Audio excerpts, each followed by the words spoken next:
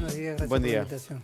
Bueno, comencemos hablando un poco de la relación entre el sindicato y el ministro Eduardo Bonomi. ¿Qué puntos tienen en común y qué es lo que ustedes le están reclamando siempre al ministerio? Bueno, la lista es larga, así que en función de la síntesis vamos a decir que el objetivo siempre es apuntar, por un lado, a la mejora de la condición de trabajo en general de cada trabajador policial y por el otro lado tener un ojo siempre puesto en el servicio público. Y como servidores públicos no podemos desatender en pos de los reclamos el servicio que estamos brindando de carácter esencial, ¿no? Bien, ayer en un asalto a una zapatería de Cerro fue herido otro policía. Si no tengo mal entendido, son 5 ya los policías heridos en lo que va de este año. Es correcto. ¿Qué es lo que falta? ¿Qué es lo que le falta al policía? Porque ustedes también hablan de implementos de seguridad y de cómo actuar también. Sí, bueno, básicamente lo que tiene que ver con indumentaria policial se está tratando en una tripartita.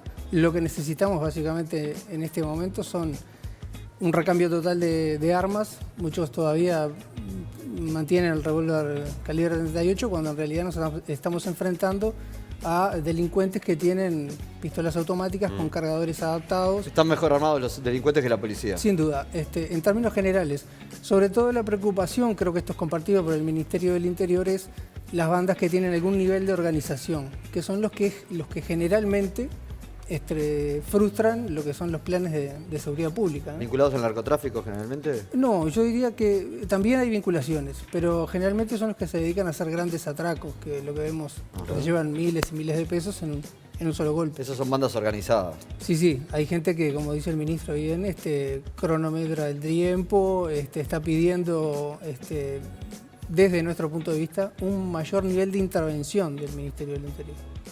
¿Dan abasto los números, la cantidad de policías que hay? Es discutible la cifra porque deberíamos entrar a analizar en qué lugar está cada policía ejecutivo. Hoy en día hay una gran cantidad de policías ejecutivos que están en tarea administrativa. Eso resta números en la calle, básicamente en la seguridad pública. Pero en la última propuesta que hizo el Ministerio del Interior, presupuestalmente hablando, va un poco a contrapelo de eso porque dice que todos los que estén en función administrativa, en vez de volcarlos a la función ejecutiva, lo que hace el ministerio es, bueno, que hable con el jerarca, que lo pida y vuelva a la función administrativa. Que se quede, básicamente, y se quede en ese subescalafón que es de la policía. Ahora, Miguel, tú hablas de quien está en la función administrativa y quien está en la función ejecutiva. El que está en la función ejecutiva también hay que ver en qué situación está.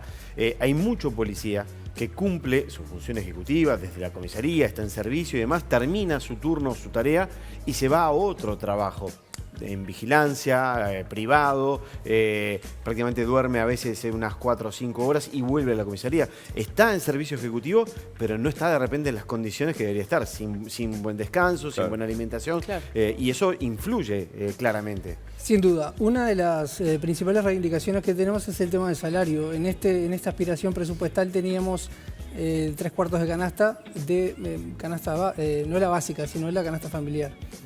Y este ministerio en los primeros 2 años ya señaló que no van a haber aumentos más allá de lo que tiene que ver con la inflación, con el IPC. ¿Cuál es el salario básico? El básico estamos hablando de unos 31 más o menos cuando recién se ingresa, después se pasa a 34 y así sucesivamente. ¿Nominal? Nominal.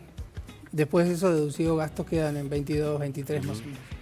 Bien, otra de las cosas que siempre se habló es que la mayoría de los policías terminan siendo vecinos de aquellos que tienen que ir a arrestar.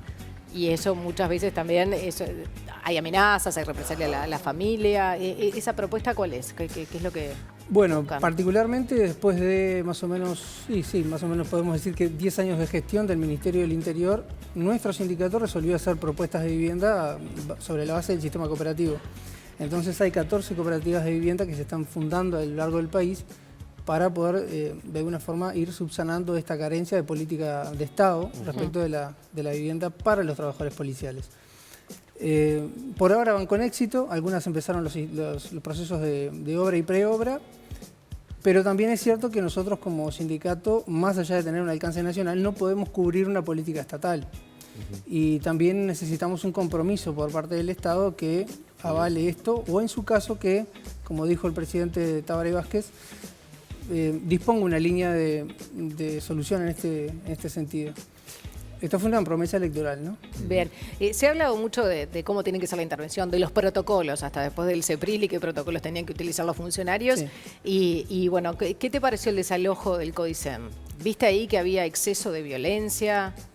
Bueno, tengo que empezar a decir que es infrecuente que tengamos un acuerdo con el ministro, pero lo cierto es que comparar el CODICEN con lo que fue el filtro es no haber estado en el filtro.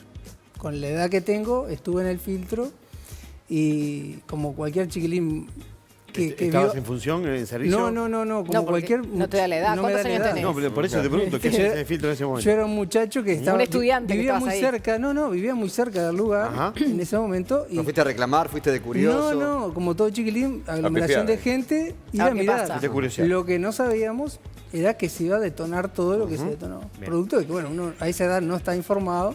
¿Cuántos años tenías ahí?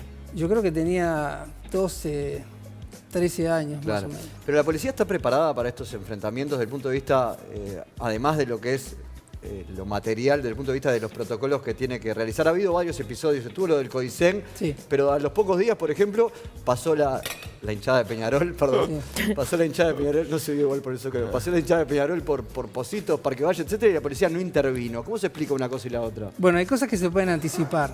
Lo del filtro, obviamente, detonó porque venía una situación caldeada de ambos lados. Ahí hubieron exceso. Para el televidente que quiera verlo, puede poner las imágenes del filtro y comparar lo que pasó con el desalojo del CODICEN. No tiene absolutamente nada que ver la forma de proceder electoral. Pero si hablamos de CEPRILI, por ejemplo, donde hubo funcionarios que no son policías procesados por tortura, a partir de ese antecedente, muchos policías de repente lo que dicen, si yo mañana tengo que en un operativo reducir a gente, usar palo, recurrir a la fuerza y demás, y dice, lo voy a pensar 2 veces porque me pueden Capaz aplicar. termino adentro. Capaz porque- que termino procesado por tortura. Bueno, lo que ocurre... ¿Cómo viste eso? Lo que ocurre, para ir en orden de las preguntas, es, en los casos que son previsibles, por ejemplo, los festejos en la Rambla es algo que es clásico ya. Pero si es previsible y la dirigencia de Peñarol dice que había avisado que esto podía pasar y Pero- que ¿por qué no se pudo contener? ¿Cuántas personas eran? ¿Qué pasó? ¿No se Porque actuó? hay un sector de la hinchada de Peñarol o de los fanáticos de Peñarol que van a seguir esa línea de la recomendación. Y hay otro sector que no. Esto pasa en todos los órdenes en la Sí. sociedad. Entonces, para ese sector que no entiende el mensaje, que no recibe el mensaje como bueno y no le importa, que va igual, debió el Ministerio del Interior aplicar otro sistema operativo para ese. Pero por eso, ¿por qué no se hace? ¿Porque se prefiere no enfrentarlos? ¿O la policía podría Yo creo enfrentarlos que y muchas veces controlarlos? se hace un abuso de lo que tiene que ver con ponderar el mal que se va a enfrentar y en función de eso ver qué se va a hacer. Dicho en criollo, Claro. no hacer más daño del daño que se va a producir por sí solo. Ahora, Pero si el daño me dura parece 4 que se abusa 5 horas, muchas porque veces. comenzó, según las fuentes, lo que se recabó de información, empezaron a las 11 de la noche y terminaron a las 3 de la mañana, los Sí. daños en diferentes barrios que Sí. se van moviendo. En ninguno se interviene porque todos los vecinos se llamaban al 911 y nunca aparecieron. Bueno, 2 apuntes. El primero, absolutamente controlable, lo de la Rambla, sin Se duda. debió. Claro. Hay equipos, está la unidad móvil del Centro de Comando Unificado, están los drones en lugares abiertos donde eventualmente pueden hacer un seguimiento a distancia. Están los equipos que trabajan en investigaciones que no andan uniformados ni con los patrulleros que llaman la atención y a 3 cuadras uno ya sabe que viene. ¿Y lo dónde otro- estaban todos esos? ese Bueno, día? yo tengo oídas de que el Centro de Comando Unificado Móvil estaba en Talleres, ¿no? Estaba estacionado ahí. Por eso hubo orden de no salir a ninguno de Bueno, los barrios. Es claro que no, es claro que no estaba dispuesto que estuvieran en ese lugar. Insisto, este sistema que a veces se usa de decir, bueno, ponderemos el mal menor, a veces hay un abuso en ese sentido. Ahora, Miguel, soy consciente de que muchos policías, por ejemplo, saben a lo que se están enfrentando en cuanto a las consecuencias y en estos términos te lo digo. Me decía un funcionario policial, un agente hace poco, que cuando está en una persecución a un ladrón o alguien que cometió una rapiña, un delito, ya el delincuente aprendió que dispara de espaldas. Va corriendo y le dispara al policía de espaldas. El policía me dice, yo no le tiro un tiro, porque me está disparando de espaldas. Yo le tiro, le pego por la espalda y automáticamente el forense le va a decir, usted le disparó por la espalda y me como yo el garrón. Eso me decía un agente. Digo, ¿esto pasa? Digo, ya hay muchos que dicen, no, ya ni lo corro ni le tiro porque va de espaldas y me está tirando a mí de espaldas. Sí, lo que pasa es que hay una propuesta de una rama de los sindicatos que ha hecho últimamente que va en este sentido que tú mencionabas. Hay que tener claro lo siguiente, cuando se enfrenta a un delincuente con la policía y dispara en este sentido, más allá de que no le dé o no atiene al funcionario, es un riesgo para terceros, Claro, por con lo supuesto. cual habilitaría. Eso es resistencia armada. Sí. Y si uno va a la reglamentación, no se habla de resistencia armada de espalda, de frente o de perfil. Ajá. Es resistencia armada. Claro, pero si el policía le dispara, Si seguramente le va a pegar en la espalda. Pero si se prueba que el delincuente ya disparó, Ujú. además en este contexto, no sé en el interior tanto, pero en el contexto montevideano, de la ciudad metropolitana en general, existen, Un riesgo abierto para mucha gente. por supuesto, sobre todo en esos horarios que se dan los atracos, que son los de mayor acumulación de gente, sobre todo en las horas nocturnas.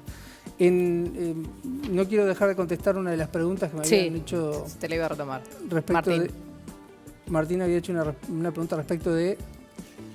No, si no. los policías se sentían limitados a la hora de actuar. por el después de ejemplo esto. del del Ceprilli. Ceprilli. Bueno, el Ceprilli hay que separar lo que fue contención y lo que fue un abuso, claramente. En nuestro sindicato lo que hacemos es cada vez que se constata un abuso, se saca un comunicado y se dice que hay ciertas actitudes que fueron un abuso, se ha hecho en declaraciones públicas. Eso no le puede pesar a ningún gremio, no si el gremio quiere empezar a marcar cuál es su línea de ética, de trabajo. Es claro que la reducción, yo me pregunto por qué ahora, después de tantos años, recién sale el protocolo, ¿no? Tengo una visión de que los protocolos en el Uruguay y en el mundo salvan gente. Porque había imágenes. Bueno, es muy difícil decirlo, pero es evidente que eso o fue trasladado o fue levantado mediante sistema de celular y fue enviado, ¿no? Yo creo que ahí hubo un funcionario que entendió que había un exceso. O que frecuentemente había un exceso. La policía en general no teme a eso, sino teme a que hay menos certezas desde algún punto de vista a la hora del mayor enfrentamiento, que es los disparos de arma de fuego, lo que tiene que ver con la medida, según la ley orgánica policial y la ley de procedimiento policial, la medida excepcional, que es el uso del arma de fuego. El uso de la fuerza física está establecido como uno de los mecanismos de acción. Claro. Yo creo que no da temor eso, lo que da sí es una luz amarilla en el sentido de que hay que cuidarse de esos excesos, ese tipo de excesos. Muy bien, Miguel Barrios, muchísimas gracias por acompañarnos. Por favor, a las Gracias, órdenes. Gracias, Miguel. Un minuto pasa de las 8:30 y ¿cómo están de memoria, muchachos?